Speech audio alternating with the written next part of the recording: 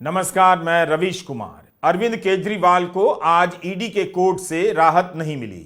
उन्हें 1 अप्रैल को फिर से पेश किया जाएगा, लेकिन राउज एवेन्यू कोर्ट में केजरीवाल ईडी पर ही भारी पड़ गए। अरविंद केजरीवाल ने कहा कि वे अपनी रिमांड का विरोध करने नहीं आए हैं। ईडी जब तक चाहे जेल में रख सकती है।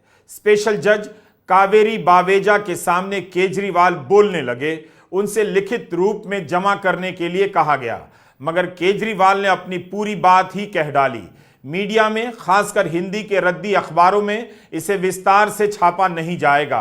पता ही नहीं चलेगा कि किस लिए केजरीवाल को गिरफ्तार किया गया है।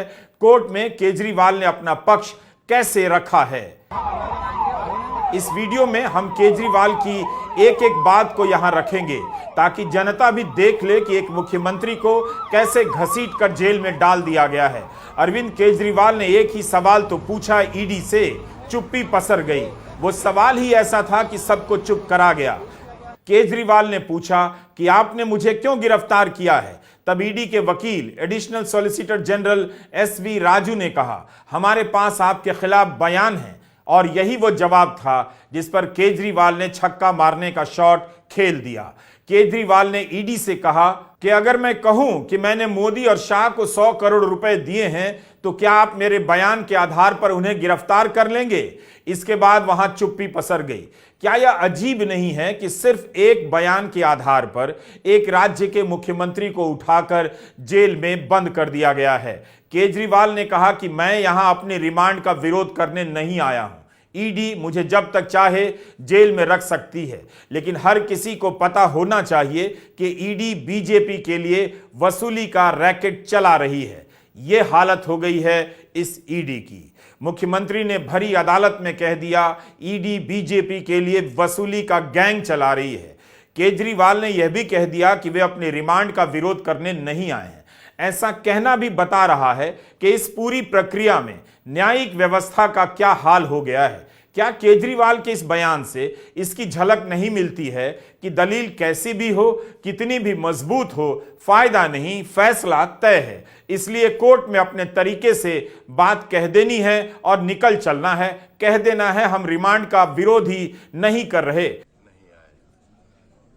केजरीवाल ने 2 बातें मारक तरीके से रख दी कि ईडी बीजेपी के लिए वसूली का रैकेट चला रही है। ऐसा लगता है कि केजरीवाल जेल भेजने की राजनीति के भय से अब आजाद हो गए हैं। उन्हें पता है कि यही आज की नियति है, किसी को भी जेल में डाल देना खेल हो गया है। अगर जनता नहीं देख रही है तो वे खुद भी तो जनता हैं और इस बात का प्रतिकार कोर्ट में कर सकते हैं।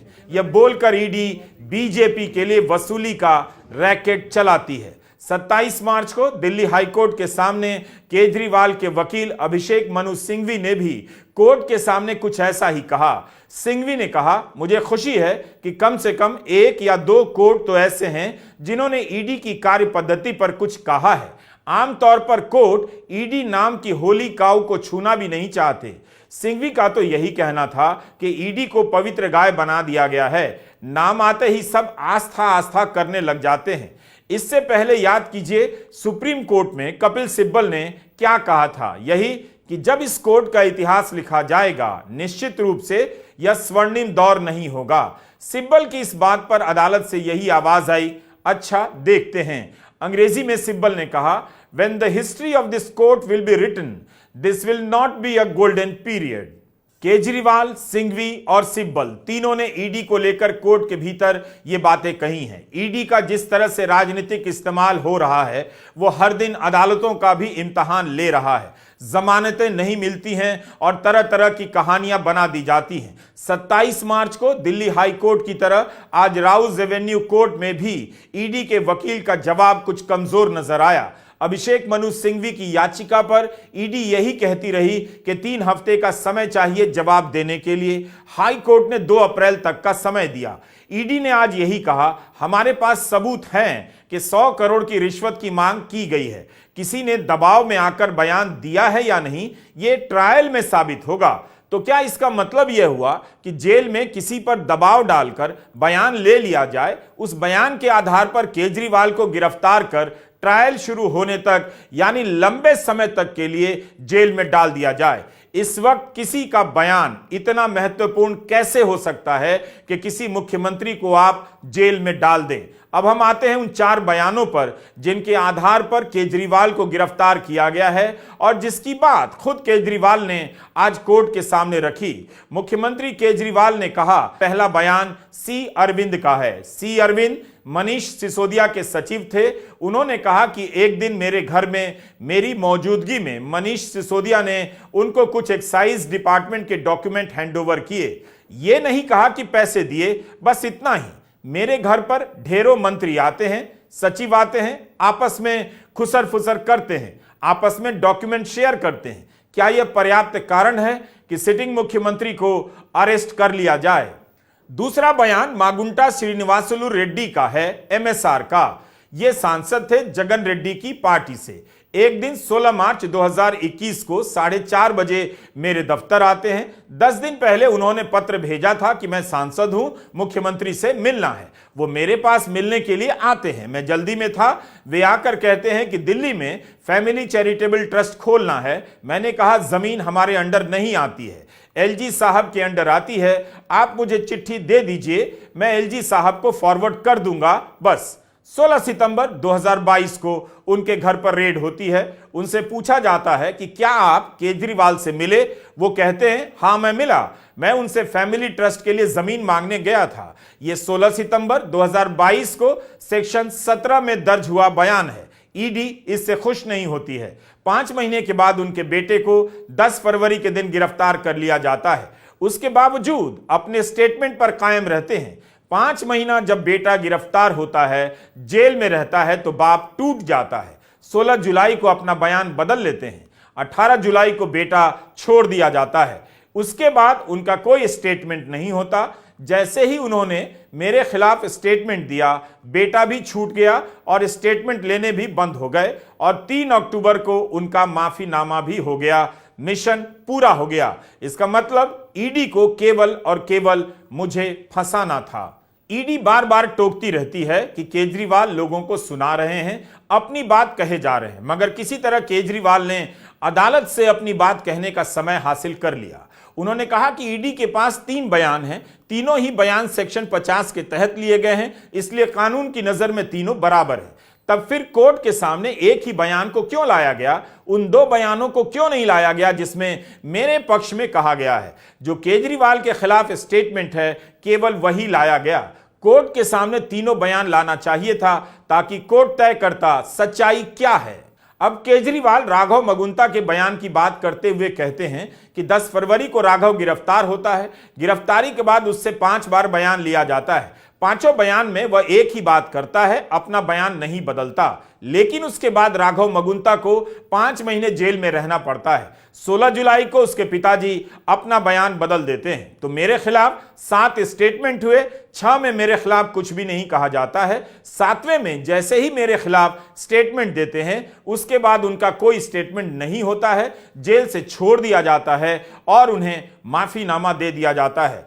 यह जो 6 स्टेटमेंट है, रिकॉर्ड पर नहीं लाया जाता है।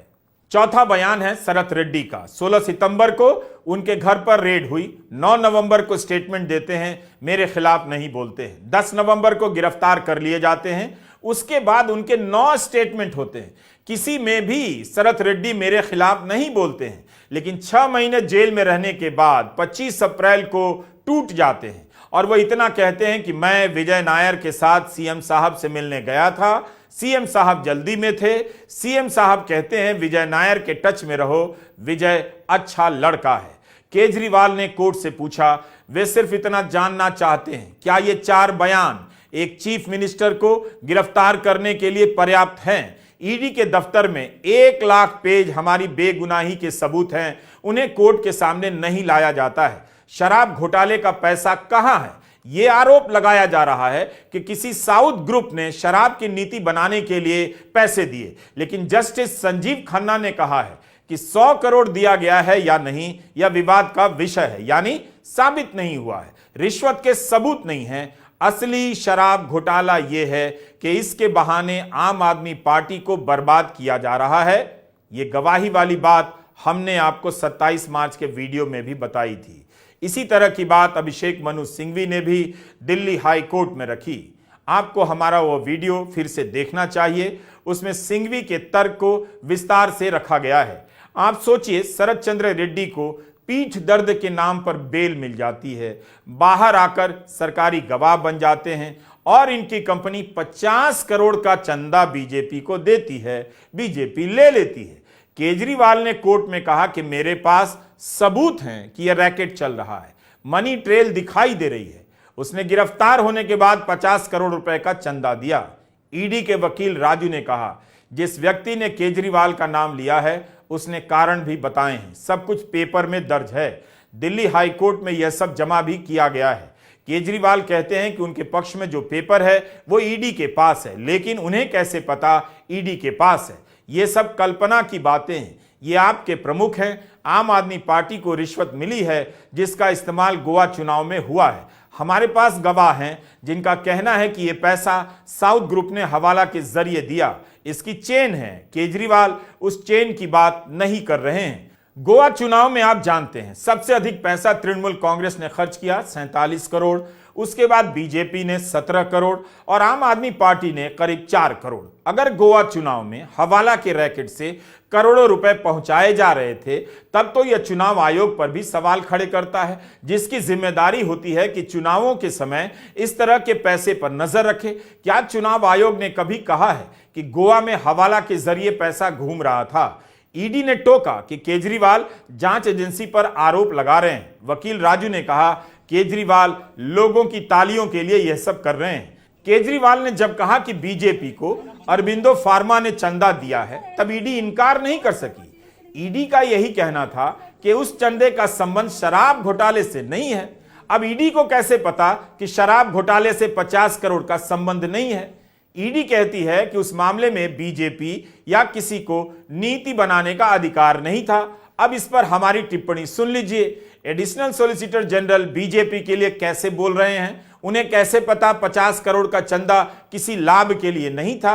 यह तो स्थापित हो चुका है कि शरद चंद्र रेड्डी के गवाह बनने के बाद ही अरबिंदो फार्मा ने बीजेपी को 50 करोड़ का चंदा दिया है। तो ईडी के वकील कैसे कह सकते हैं कि उसका संबंध शराब बनाने की नीति से नहीं है? यह देखना उनका काम नहीं है कि किसने किसे पैसा दिया। यह ईडी का जवाब था। क्या ऐसा जवाब हो सकता है? जिस व्यक्ति को ईडी ने ही शराब घोटाले के मामले में गिरफ्तार किया, उसे सरकारी गवाह बनाया, उसकी कंपनी बीजेपी को 50 करोड़ का चंदा दे और ईडी को जांच नहीं करनी चाहिए? ईडी कहती है कि बीजेपी को शराब की नीति बनाने का अधिकार नहीं था, तो इस मामले में ईडी को जांच करनी चाहिए या नहीं? हमने एक वीडियो में आपको विस्तार से बताया है कि सैटेलाइट स्पेक्ट्रम के लिए नीलामी होनी थी। भारतीय एंटरप्राइजेस की एक कंपनी नहीं चाहती थी कि नीलामी हो। सरकार ने नीलामी की नीति ही बदल दी।